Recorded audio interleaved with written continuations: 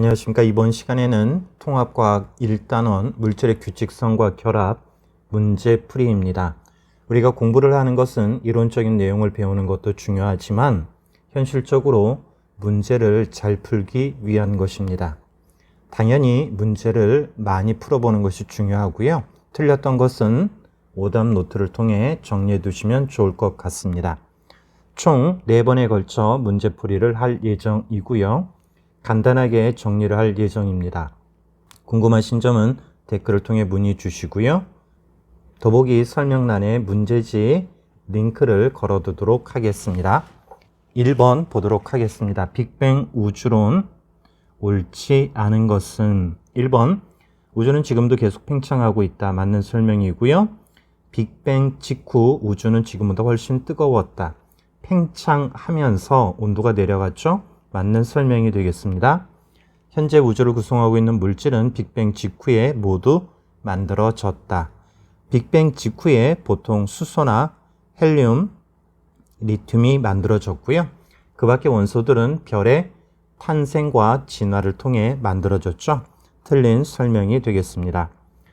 4번 빅뱅 이후 초기에는 쿼크, 전자 등과 같은 기본 입자가 생겼다. 맞는 설명이죠. 5번 모든 물질과 에너지가 모인 한 점에서 대폭발, 빅뱅이 일어나 우주가 시작되었다. 맞는 설명이 되겠습니다. 정답은 3번이 되겠습니다. 2번 임의 원소 A, B, C와 어떤 별의 대기 성분을 분석한 선 스펙트럼이다. 최소한 몇 개의 원소로 이루어져 있는지 써보시오라고 되어 있네요.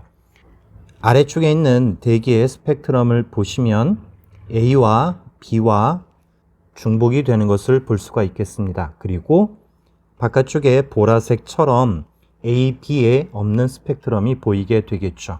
그러면 최소한 A, B 그리고 또 다른 원소 3개로 이루어져 있는 것을 알 수가 있겠습니다. 3번 원소의 생성이다. 옳은 것은 이라고 묻고 있습니다. 기억 진화 초기에 수소 헬륨이 만들어졌다. 맞는 설명이 되겠습니다. 그러면 1번, 3번, 5번이 해당이 되겠네요. 니은 태양 내부에서는 헬륨과 탄소가 만들어질 수 있다.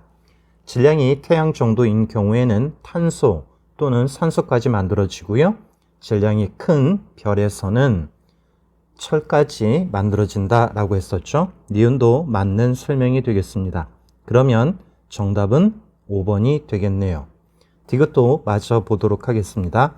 산소와 철은 질량이 태양보다 큰 별이 내부에서 핵융합 반응으로 만들어진다. 맞는 설명이 되겠습니다. 정답은 5번이 되겠네요.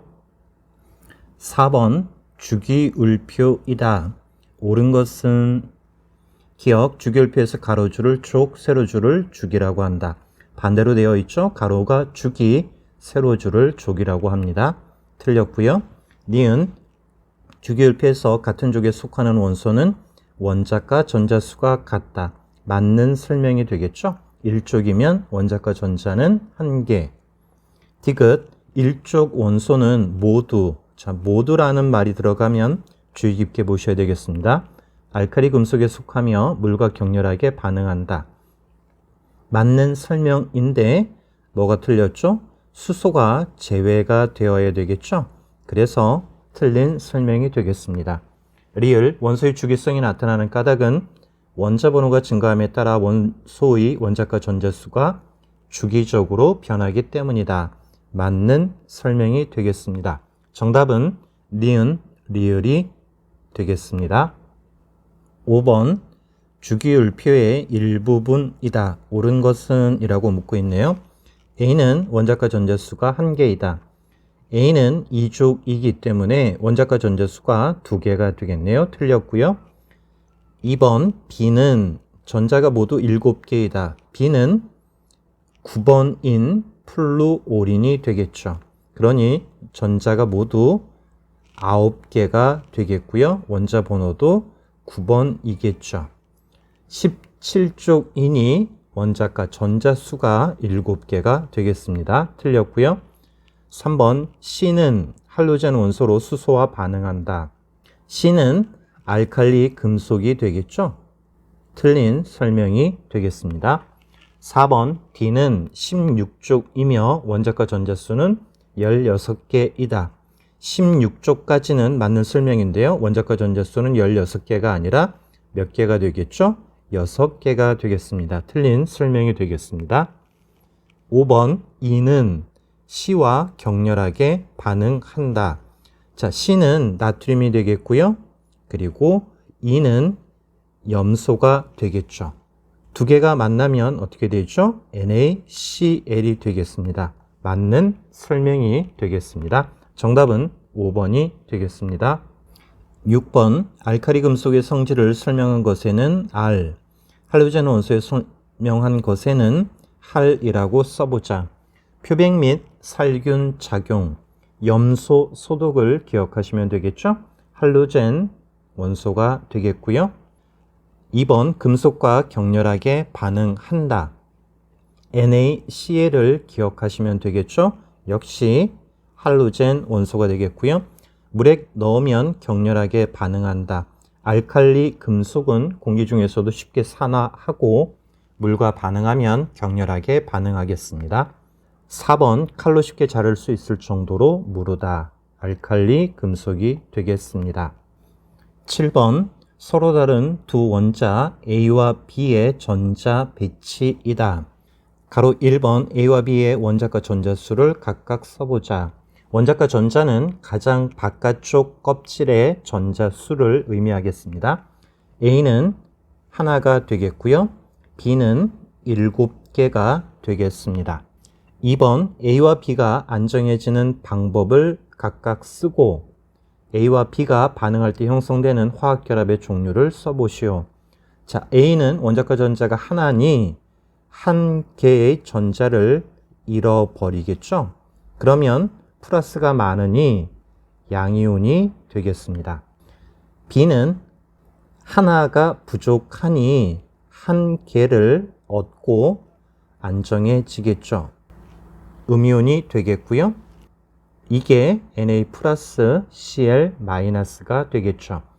형성하는 화학 결합은 NaCl. 금속이 있으니 무슨 결합이 되겠죠? 이온 결합이 되겠습니다. 8번 이온 결합 물질로 옳게 짝지어진 것은? 이라고 묻고 있습니다. 결합은 두 가지 종류가 있는데 이온 결합과 공유 결합이 되겠습니다. 이온 결합은 금속이 있으면 이온 결합이라고 이야기해 주었죠. 그러면 4번에 Na 그리고 Mg, 나트륨과 마그네슘이 있으니 이온 결합이 되겠습니다. 정답은 4번입니다. 9번 수소 원자가 화학 결합을 형성하는 과정을 나타낸 것이다. 옳은 것은? 이라고 묻고 있습니다.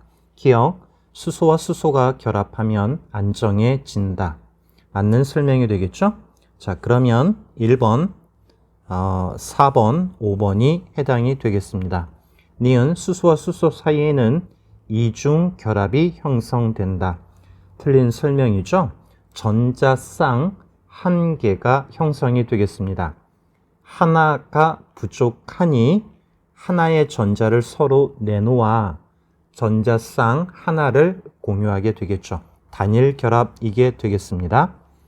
니은이 틀렸으니 1번, 5번 중에 답이 있겠습니다. 디귿, 각각의 수소 원자가 전자를 한 개씩 내놓아 만든 전자쌍을 공유한다. 맞는 설명이 되겠습니다. 정답은 5번이 되겠네요. 10번, 우주와 지구를 이루는 원소를 설명한 것이다. 우리가 사는 세상은 어떤 원소로 이루어져 있을까? 우주에서 가장 많이 존재하는 원소는 수소이다.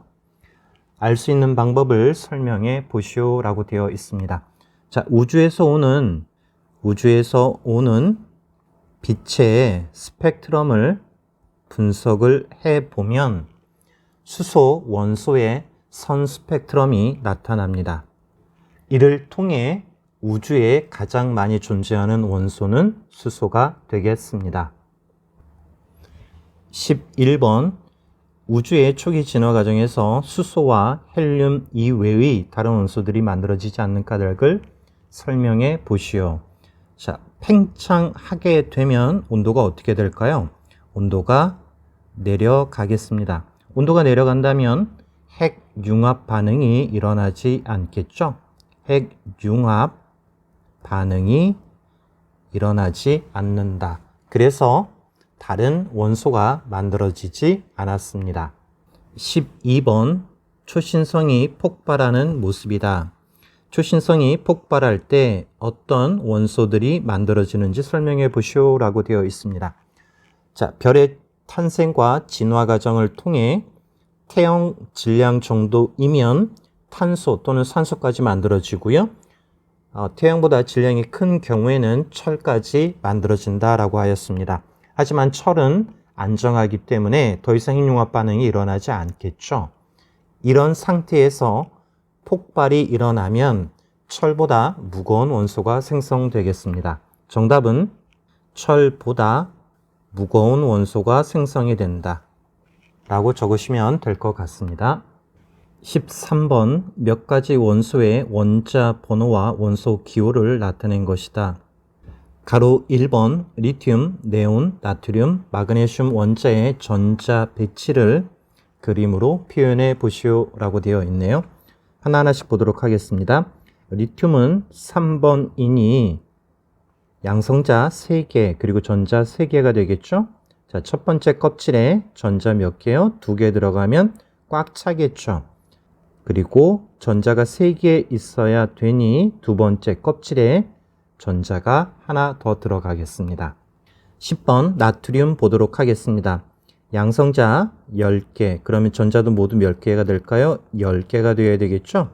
자, 첫 번째 껍질에 전자 모두 몇 개요? 2개 들어가겠습니다. 자, 두 번째 껍질에 전자 몇 개가 들어가야지 10개가 될까요? 8개가 들어가면 되겠죠? 하나, 둘, 셋, 넷, 다섯, 여섯, 일곱, 여덟. 자, 11번 나트륨 보도록 하겠습니다. 양성자 11개, 전자 11개가 되겠죠? 첫 번째 껍질에 2개 들어가면 꽉 차겠고요. 그 다음에 두 번째 껍질에 모두 몇 개 들어가겠죠? 8개 들어가겠습니다. 하나, 둘, 셋, 넷, 다섯, 여섯, 일곱, 여덟. 모두 10개의 전자가 만들어졌는데요. 11개가 되어야 되겠죠? 그러니 껍질을 하나 더 그리시고요. 전자를 하나 더 표시해 주면 되겠습니다. 12번 마그네슘 보도록 하겠습니다. 양성자 12개가 되겠습니다. 첫 번째 껍질에 전자 2개가 들어가겠습니다. 두 번째 껍질에 전자 모두 몇 개 들어갈까요? 역시 8개 들어가면 꽉 차게 되겠죠? 셋, 넷, 다섯, 여섯, 일곱, 여덟. 모두 10개의 전자가 채워졌고요. 2개를 더 채워줘야 되겠죠? 그럼 껍질 하나 더 그리고요. 그 다음에 전자를 2개 표시해주면 되겠습니다. 가로 2번 리튬, 네온, 나트륨, 마그네슘 중에서 비슷한 성질을 갖는 원소를 고르시오 라고 되어 있습니다. 자, 리튬과 나트륨은 가장 바깥쪽에 전자의 수가 1개로 같겠죠. 원자과 전자 수가 1로 같습니다. 1쪽 원소라는 이야기가 되겠습니다. 14번 미지의 물질이다. 화학 결합이 무엇인지 알아보기 위한 실험의 준비물을 나타낸 것이다. 가로 1번 필요한 것만 골라 실험 과정을 설계해 보시오 라고 되어 있습니다. 필요한 물질은 당연히 미지의 물질이 있어야 되겠고요. 물 있어야 되겠고요. 비커가 있어야 되겠습니다. 약숟가락이 필요하겠고요. 자, 그 다음에 건전지 필요하겠고요. 집게 달린 전선 필요하고 꼬마 전구 필요하겠습니다. 그리고 마지막으로 쇠 젓가락이 필요하겠습니다.